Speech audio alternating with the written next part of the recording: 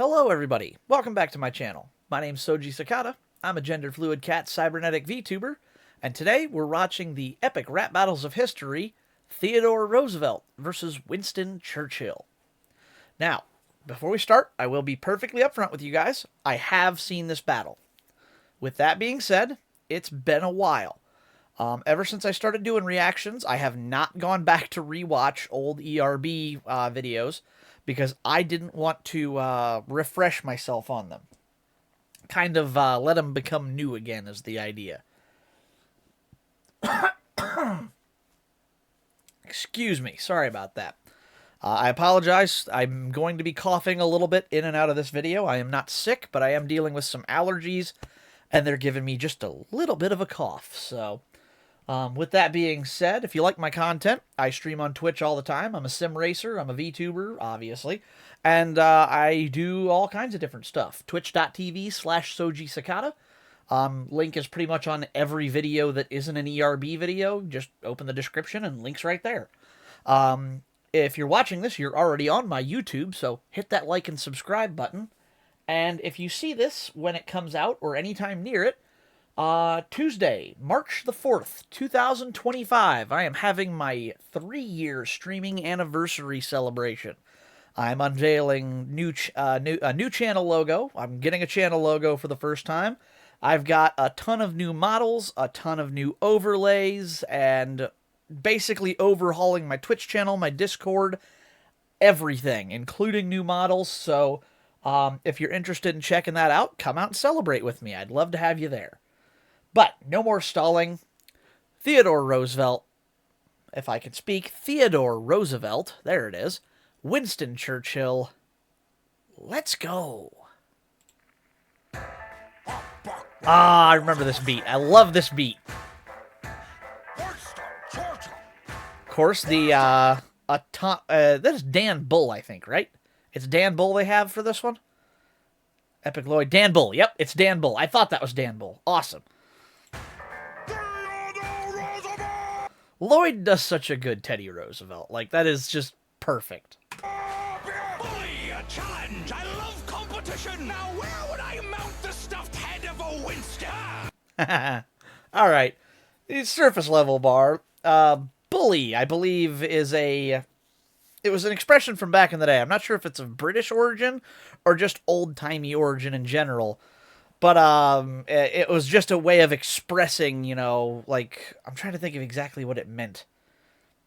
I don't remember the exact meaning of it, but it was a expression, you know, it was a turn of the time, or a turn of phrase of that time is the word I'm looking for. But yes, Theodore Roosevelt did love competition. Avid athlete, believed in physical fitness, and he was all about playing sports. So yeah, he truly did love a competition. And, of course, competition can also be integrated into things like hunting. So, of course, he's talking about where would I mount the stuffed head of a Winston? Because he's going to kill him just like he would killing an animal in hunting and mounting their stuffed head on the wall. I'm into fitness, digging ditches through an isthmus, rough riding down a Cuba line. What's up, bitches? All right. I love that, too. I'm into fitness, as I said, very much into physical fitness and health and everything.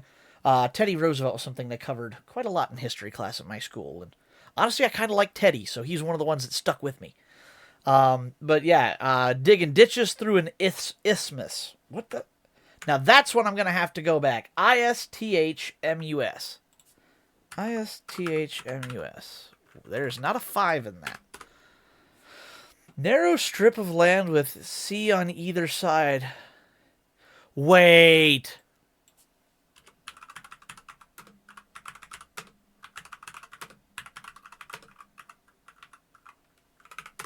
Was it? Yep, okay. I was wondering what that reference was to. I never put that together until just now. Digging ditches through an isthmus. Which is an isthmus. I can't say that word right. That is a word I'm just going to struggle with. An isthmus. I still can't say it right.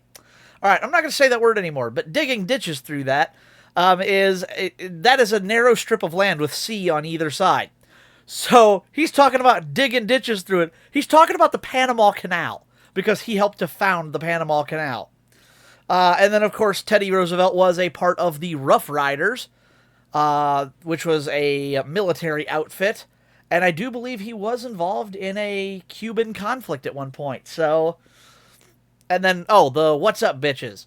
That is a thing, if you're not familiar with ERB. All of their old promo material revolved around a photo of Teddy Roosevelt, just like they had it right there. Right here. Right there, that photo. There's a photo of Teddy Roosevelt like that. And they would always Photoshop the mouth to talk for the photo. And that's how they introduced, every big ERB update way back in the day was, "What's up, bitches?" I love that reference that they made that.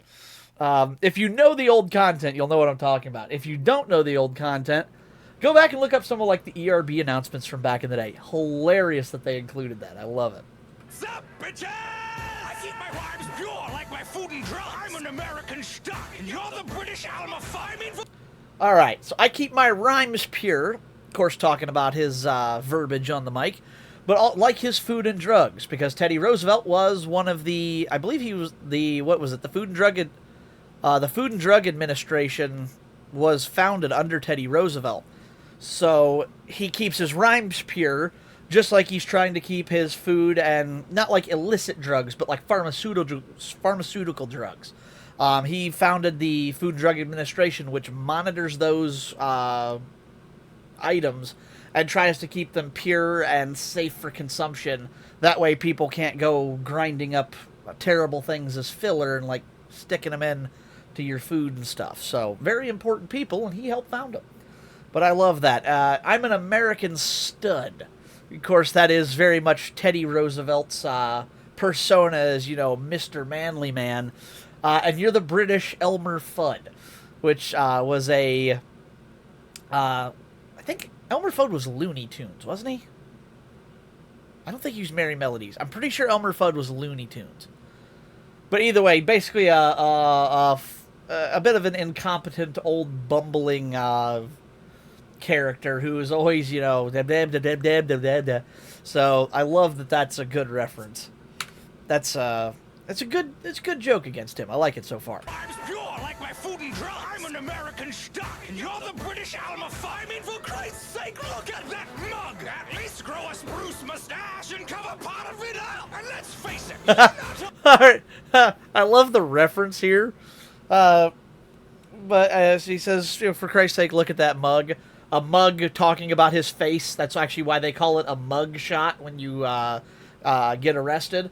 That's why that's called a mug shot. A mug is it's basically your face. Hence why I think that's also where the turn of the phrase mugging, not doing a mugging to somebody and robbing them, but mugging for the camera where you're given that stoic look. I think that's where that comes from. I could be wrong. But he's basically, at surface level bar, he's calling him ugly. And I love that because he's got a big mustache. So he's like, just do what I do. Grow a big mustache so I don't have to see your face. And then he does the pose that he's in on Mount Rushmore. Absolutely love that touch.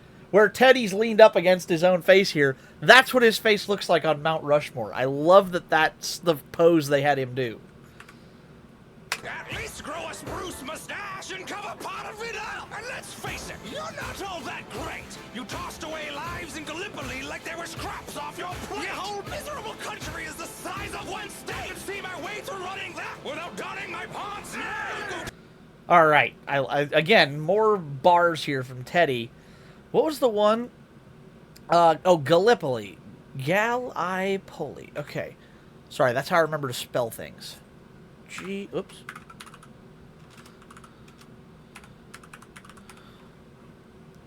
Gallipoli campaign. I gotta know what this is. World War I.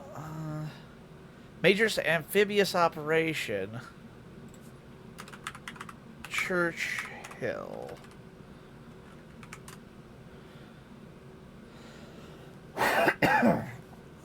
Oh, okay. So it was just a very failed. It was a failed military campaign which saw a lot of casualties. I didn't know if there's more to it than that or not.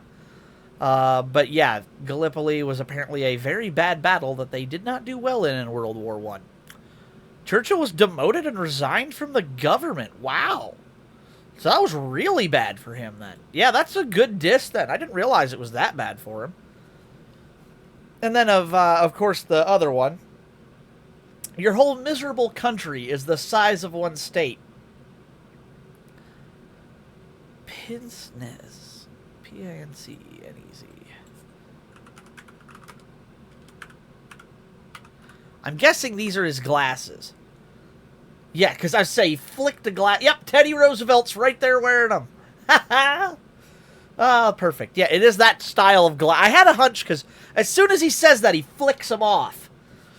But he's saying, of course, the country of England, and actually the UK as an entirety, is only about the size of one U.S. state. Fun fact, Alaska is actually, I think I heard that, what is it? Alaska is almost as big as Europe, if I remember right. But yeah, for reference, for those of you who don't live in America or have never been to America, driving from Seattle to New York is the same as driving from Paris to northern Iran. That's how big our country is. It is huge. I took a 2-week road trip. I live in Ohio. I drove from Ohio just to Iowa, which is only about, maybe, I don't even know, it's halfway across the country between the seas. But it's a substantial distance. I drove down to Texas, and then I drove back home again after doing some running around in Texas. Now, granted, I stopped a couple of times for several days, but that still was a 2-week trip. And to do that all would still take 3 or 4 days. So, yes, the U.S. is huge. So, yeah, he's saying that your whole country is the size of one of our states. I could run that without even putting my glasses on. It's so easy. I love that diss. Sorry, I got off on a tangent there, but most people don't know how big the states are unless you live here. Is the size of one state. See my way through running that without donning my pants now. Go toe to toe with me, you bloated drunk old man. Why don't you do-si-do on over to a 12-step program? I'll bust a trust fund lush with my American muscle. So walk softly over here and give my big stick a suckle. I love Teddy's energy in this. He's so much fun. Excuse me. Wow, I love that line. What was it? What did he say about drunk old... Don't go toe-to-toe with me, you bloated drunk old man. Because, yes, Churchill was a fan of the drink. He says, why don't you do-si-do, which is a type of dance. He's like, why don't you dance your way on over to a 12-step program, which I think is a method of help that you get from Alcoholics Anonymous. If it's not AA, it's a similar organization. 12-step programs are designed to help alcoholics get away from alcohol. So he's basically like, you're drunk. Go sober up and find a way to get off the alcohol, because right now you're not even a challenge for me, which I love. That's a great diss. And he says, because Churchill did come from, what was it? I believe he came from rich people, because he calls him a trust fund lush, which of course is just a person who likes to drink heavily is a lush, and trust fund usually a product of wealthy parents. But he's like, I'll bust you. You're just a drunk rich boy. I'm American muscle. He's like, I'll bust a trust fund lush with my American muscles. So he's like, yeah, I'm gonna kick the crap out of you. And then the last line. What was it? No, there's another line in the middle there. What was it? Oh, so walk softly over here and give my big stick a suckles. So, Teddy Roosevelt, one of his most famous quotes was, speak softly and carry a big stick. Which was mostly to do with military, actually. The entire thing is that, you be kind, you be gentle, you be diplomatic and tactful and, respectful with your words. However, you also make sure that you have a big stick in case somebody decides to come after you, because there's no need. He was very much a believer in not necessarily instigating, but making sure that if somebody else did, you finished it. My parents had a rule for me in high school. I was not allowed to start a fight, and I was expected to be polite to people. However, if somebody else threw a punch at me, I had full permission from my parents to lay someone out. And they're like, you never throw the first punch, but you absolutely throw the last. And that's basically what that sums up to. It's a more eloquent way of saying, don't throw the first punch, but throw the last, and be, tactful and diplomatic. And I love that. It's a really good phrase to live by, and it's also a really good phrase for governments in general. Over here and give my big stick a suckle! Pass me a cigar and a large glass of brandy. I'm about to take you out prematurely, like your family. I'm the Prime Minister, fresh in a hat and dinner jacket. You look like a mix of Epic Lloyd and a Pringles packet. Okay. It's been a while. I don't remember a lot of this. This is good. So, of course, he's got, Teddy Roosevelt's called him an alcoholic, so he's like, you know what? Give me a cigar and a large glass of brandy. I don't care if you're calling me an alcoholic. I'm going to enjoy a drink and a smoke while I wreck you. What was it? Oh, I'm about to take you out prematurely, like your family. I do believe that Teddy Roosevelt's family did pass away a little bit early. I forget, were they killed? Built family. Where was it at? Oh, yep, that would do it. So yeah, his daughter was born, and 2 days later, his wife. Yep, yeah, 2 days later, after giving birth to his daughter, his wife passed on the same day his mom died. Ouch. So that hurts. So that was an absolute savagery there. That's almost taking things a little too far, calling out family. But you know what? It's an epic rap battle, no holds barred. And then, of course, I'm the rhyme minister, because, of course, Winston Churchill was the prime minister at the time, the position of power. But he's saying he's the rhyme minister, of course, flexing on the bars. And then, and he's talking about his fashion. I'm fresh in a hat and dinner jacket, traditional British garb of the time that was a little bit more, was supposed to be, nice, upper class, presentable attire. And he says, you look like a mix of Epic Lloyd, which, of course, is the guy playing Teddy Roosevelt, and a Pringles packet. And if you've never... I can't imagine if you haven't seen Pringles, but the Pringles mascot has the big, twirly mustache on it. I love that. I was saving the planet from an axis of darkness while you were back home opening national parks. You were born asthmatic, you're going to choke hard while I wake up every day and chain smoke cigars. Okay, good one there.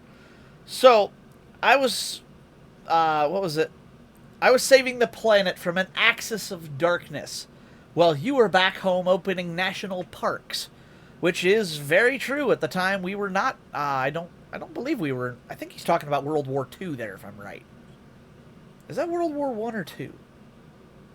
No, Teddy Roosevelt wasn't involved in World War I. Was Pearl Harbor 1 or 2?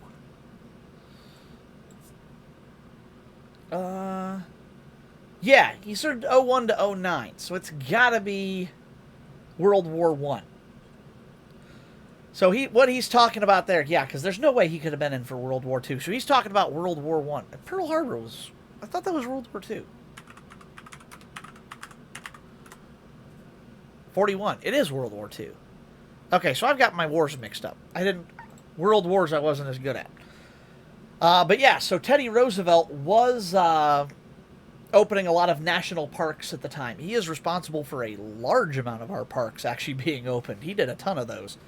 And yeah, meanwhile, England was dealing with the issues of World War I and all the troubles that came with it. So until the U.S. actually got involved in World War One, yeah, we were back here opening national parks and doing our thing. Well, they were taking care of all of the nastiness of World War One. So that's a very good bar there. Oh, and you're a born asthmatic. You're going to choke hard. Well, I wake up every day and chain smoke cigars. It is very true. One of the things that drove Teddy Roosevelt to his desire for fitness was, in fact, the fact that he was born with asthma. So that was one of the things that made him focus so much on his health, was the fact that he was born with health issues, and he wanted to be healthy so they didn't affect him as much. And he succeeded. He was able to live a very healthy life. But that is a really good one. You know, you choke on the actual air itself. Meanwhile, I'm sitting here smoking stogies and inhaling this smoke just because I enjoy it. That's a great bar. You're going to choke hard while I wake up every day and chain smoke cigars. I'll fight you on the beaches, I'll fight you on the beaches. Any way you want to fight, I'll fight you and I'll beat you. See, I might be battling you even though I'm toasted, but tomorrow I'll be sober and you'll still be roasted. Ooh. Damn, that's a good line right there. So I'll fight you on the beaches. Of course, that's a reference to the beaches of Normandy, and the, just in general, the battles of World War II. But I'll also fight you on the beats, which, of course, he's doing right now on the rap track. So that's a good double there, beaches and beats. He's fighting them in both places. Anywhere you want to fight, I'll fight you and I'll beat you. Pretty surface level bar there. I might be battling you even though I'm toasted. Of course, as we talked about earlier, Winston did enjoy his drink. He says, but tomorrow I'll be sober. You'll still be roasted. So he's like, look, my drinking's temporary. The burns I'm putting on you, those stay forever. That's a good finish right there. Even though I'm toasted, but tomorrow I'll be sober and you'll still be roasted. My parents died when they were young and it was morbid, but at least they didn't ditch me when they were alive like yours did. Oh, okay. Damn. So I was wrong. He wasn't referencing the death of... Well, no, because I said his mother. I didn't realize his parents. So his father must have died young too then. I thought it was referencing his mother and his wife, not his mother and father. Either way, my parents died when they were young, and it was morbid. Of course, Teddy Roosevelt lost his parents. But apparently Winston's parents just abandoned him or gave him up for adoption or something. So, yeah, at least that's a really good comeback. It's like, you want to take shots at my dead parents? Why don't I come out back at your alive parents that just don't want you? Damn. I can smell that burn. That hurts. We're young and it was morbid, but at least they didn't ditch me when they were alive like yours did. Oh shit, World War II soon. Well, Teddy's dropping bombs, so you best go hiding your tube. The famous picture of Teddy Roosevelt pointing. And then, of course, oh shit, World War II soon. The play on 2 versus 2. And Teddy's dropping bombs, so you best go hide in your tube. The tube is what they call the subway in England. And that is, I believe, where a large amount of bomb shelters and stuff are, because they're underground, which makes them safer. So that's great, because he's like, I'm dropping bombs, so go hide in your tube. You should be ashamed of your military honor. Everyone knows you're back at home, like, thank God for Pearl Harbor. Don't worry. Wait, Pearl Harbor. So he was referencing World War II as well. Because I thought... Wait, Churchill was during World War II, wasn't he? Excuse me. Whoa, I didn't want... Oh, it took me to Pearl Harbor. Ah!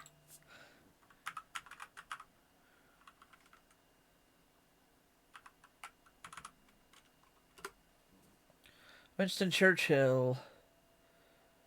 When was he in power? Oh, that's what I missed. Teddy Roosevelt was in power during World War I, but Churchill was in charge during World War II. That's why I got it messed up. So yeah, he was referencing World War II earlier. I thought so. Uh, what was the reference? Uh, yeah, I was saving the planet from an axis of darkness. He was talking about World War II and all of that. Meanwhile, Teddy was just doing national parks back during World War I and stuff before we got involved. Okay, that makes sense. So I apologize there. I had to look that up because I'm like, wait a minute. Pearl Harbor, I know was World War II. I just looked it up. But yeah, that was because we were going to stay out of World War II at first. We did not get involved here in the States until the Japanese decided to go after Pearl Harbor.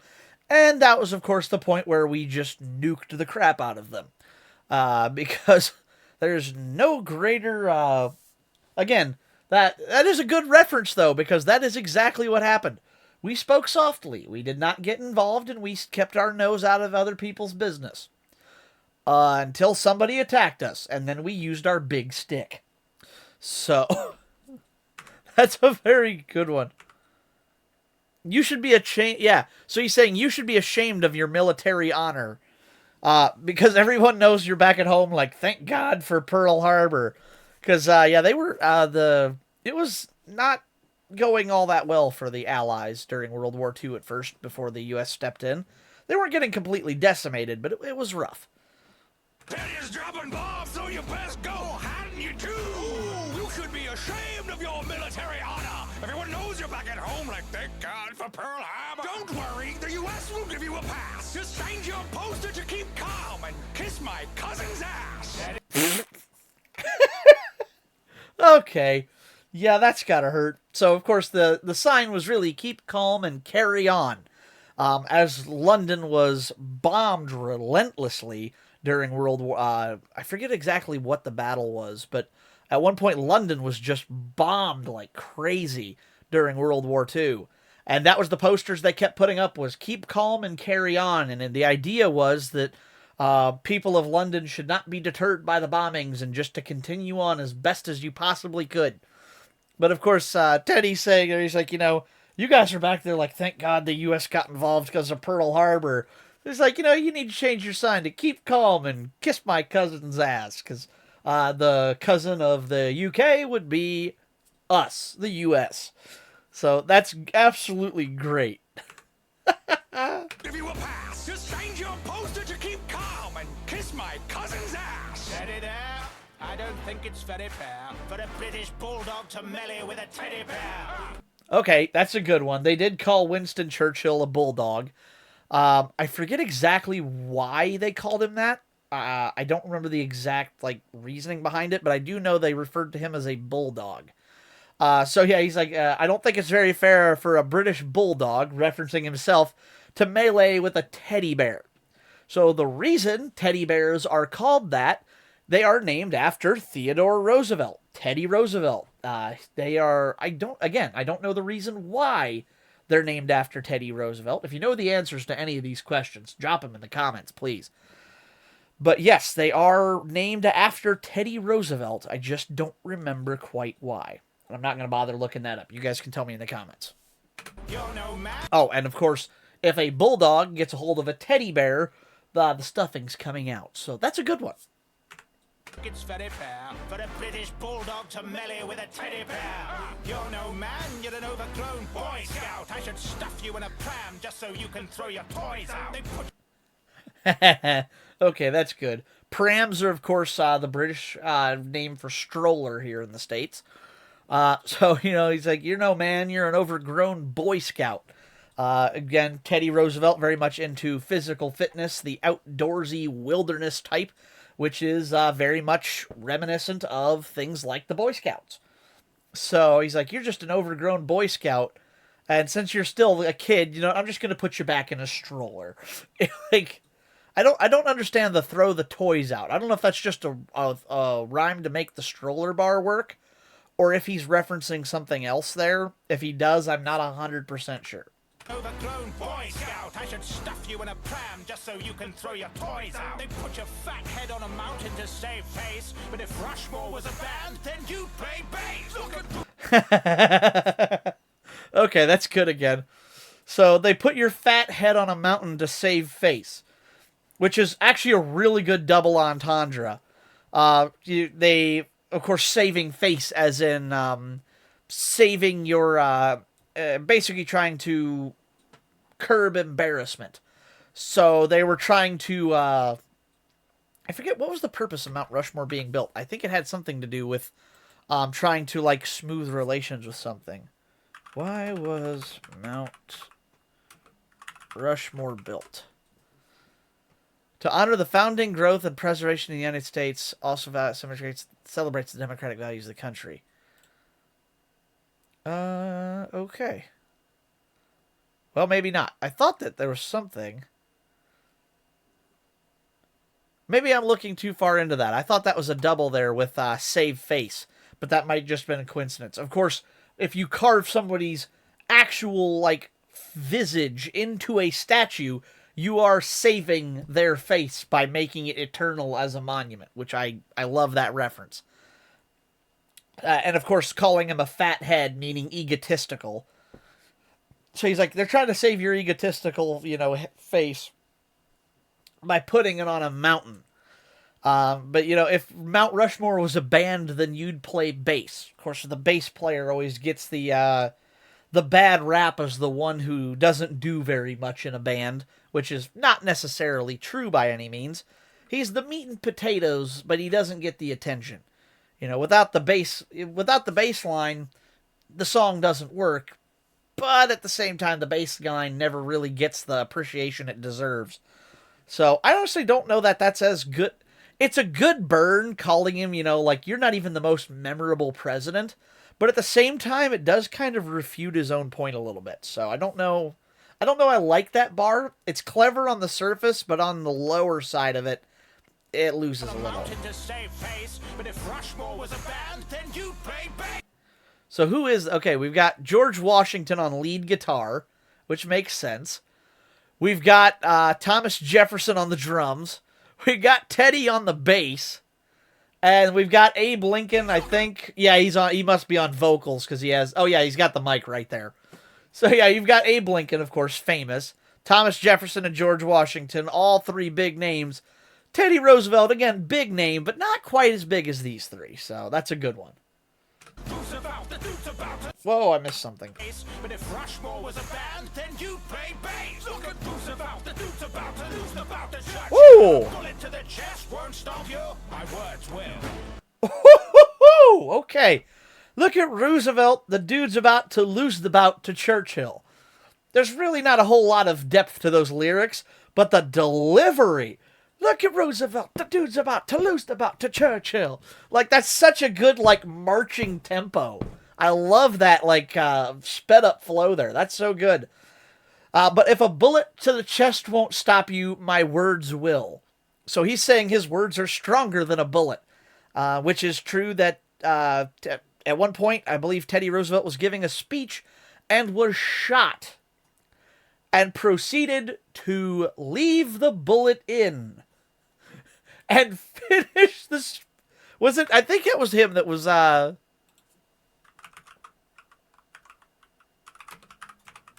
shot during speech. Yeah. He spoke 50 minutes before completing his speech and accepting medical attention. Oh, and that's where it comes from, the bull moose. His opening comments to the gathered crowd were, "Ladies and gentlemen, I don't know whether you fully understand that I have just been shot, but it takes more than that to kill a bull moose." He got shot and was just like, you know what? Nah, I'm good. I'm going to keep doing the speech.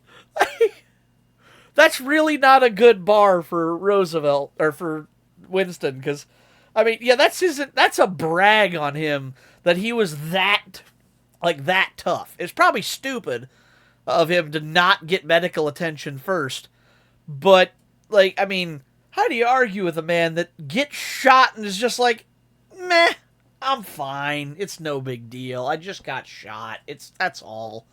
Like, what the hell, dude? Oh, man. But yeah, so he's saying his words will be more powerful than that bullet. I don't know if that's a good reference or not. A bullet can't stop the bull moose! CR will give WC the full deuce! Oh, wow. Okay, so he actually came out and said the same line. A bullet can't stop the bull moose, a reference to what we just read on Google there. But TR will give WC the full deuce. Which is, there's actually more to that line than it appears. Of course, Teddy Roosevelt is TR, WC is Winston Churchill. And he's going to give him the full deuce. Basically, no, that's not a full two. What would deuce mean? I'm not 100% sure they're on the other side of the double. But WC also in English slang can mean water closet, which is another word for bathroom. So he's saying TR is going to give him the full deuce in like terms of a toilet. Basically, shitting on him. That's great.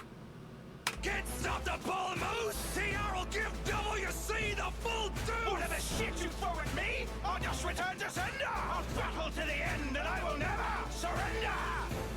Oh, good. So he said, of course, he said he's shitting on him, giving him the full deuce, the water closet. And he immediately comes back with, well, whatever shit you throw at me, I'll just return to sender. And then references one of Winston Churchill's famous speeches, we will battle to the end, and we will never surrender. Like, that's such a good line to finish on. I'm biased here. I'm an American, and Teddy Roosevelt is an absolute American badass. Churchill had amazing lines, and I think this was a very, very evenly